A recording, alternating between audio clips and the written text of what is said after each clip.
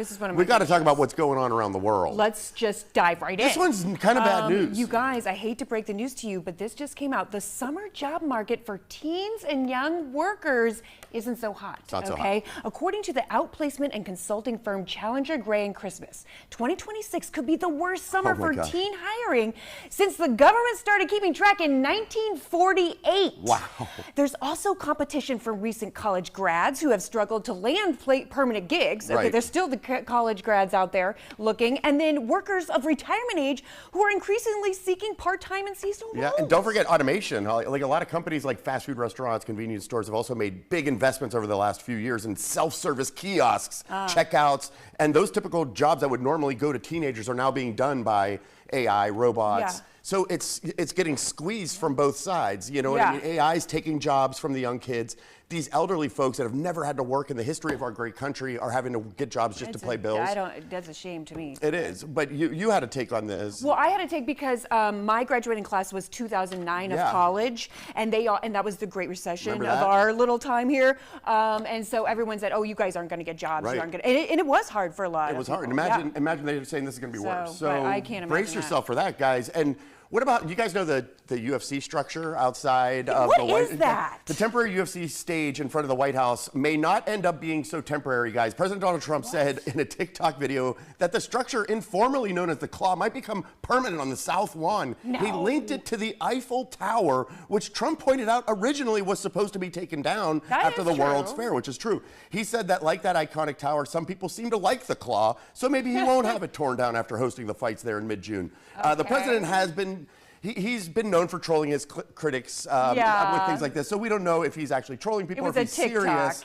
But he is known for making kind of controversial changes to the White House. That's true. And he's has a history Rose of that. Garden. The Rose Garden. Paved that. I mean, yeah. So the ballroom, all that kind of stuff. What do you folks think about seeing a UFC stage? It wasn't quite the Eiffel Tower to me. But I don't know. You want to talk about a tower, though? Meanwhile, in Spain. You know what they're building in Spain? Take a look at this. They just finished, you guys. Pope Leo is expected to visit Barcelona next week, and they have just finished in the Sagrada Familia's Jesus Tower, you guys, which has just been. Look at that. First of all, look at the city, too. The Vatican aims to tap into and supercharge this enthusiasm for the last great building project of the Catholic Church that draws in millions of foreign tourists each year. And Pope Leo is going to hold a Mass to commemorate the 100th anniversary of the death of its creator, the architect Antoni Gaudi. Look at that sunset for you. Holy cow. So we in America are building UFC stages, and then out in Spain. They're building Jesus Towers. So I mean, did you see don't know. That was impressive. Wasn't that beautiful? It was really impressive. So 100 years ago, the guy who built that big church died. Yeah. So that's the big deal. Did you see those observation rooms? It looked like they were observation rooms. Like you could look out. I wonder if you can have dinner up there or something like that. Oh my goodness. I mean, talk the about Pope could. The Pope could maybe. I don't know. Guys, did you hear about this young woman, guys, who's raised nearly $140,000 in less than 2 days after launching an online fundraiser to help an elderly woman working at her local movie theater to retire, guys. Brooklyn Green, 21, she has just watched a movie with her grandparents in Maryville, Tennessee on Saturday night when she noticed the elderly employee walk by pushing a cleaning cart. Green then posted a video of the worker on TikTok and started a GoFundMe raiser to help the woman enjoy the retirement she deserves.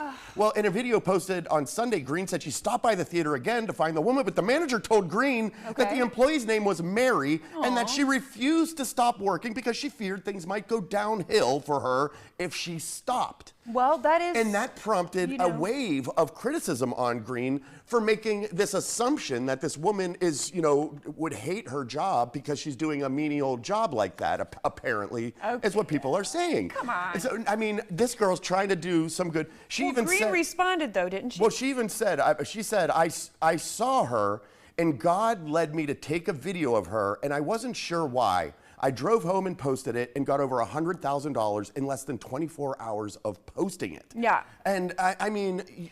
Well, some of them were asking her, hey, if she doesn't want the money, she should give it back. But she said if she decides to give the money to a charity or whatever she wants to do with it, it's her decision. Right. You know what I mean? I don't know. If she wants to, I think she should keep working if she wants, and then keep the money too. She deserves it. But it's a little bit of a slight. Do you know what I mean? And it was a little bit of an insult. It was a little insensitive. Do you know what I mean? To assume, I think on the younger person's part. On the younger person's part, to look at this woman and see her doing this job, which she considered menial. You know, but who knows? That woman might love that. Maybe. You know, Mary might absolutely love what she does. There you go. Well, you guys to be the judge. Guys, we got one more though for you. You do this one, Holly. A different kind of hockey is making waves, guys, with the sport moving underwater. You know we love underwater sports here. Nearly 100 players suited up with fins and snorkels to train for an international tournament in Dubai. Yeah. While it's not your typical face-off, competitors say they're drawn by the fitness challenge and the full body workout. I'll say. Oh my gosh, underwater hockey is growing in the U.S. There are now more than 50 teams playing coast to coast, and fans say it's proof hockey can still be cool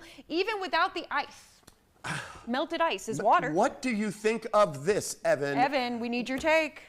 Would you? You're an athletic guy. Could you imagine yourself holding your breath? Did you see how long you had to hold your breath? Yeah, that's insane. I mean, that does look incredibly hard, but let's stop just calling everything a sport just because we're like, oh, let's throw it underwater, oh, new sport. It's not a new sport. You just threw it underwater. Just threw it underwater chess, remember? Yeah. So I don't know. What about underwater competitive eating? Maybe we should try that. Okay. There you go. Now, we're not going to be underwater anytime soon here, though, right? No, we're not. We might see some water later on this weekend, but we're not going to be underwater.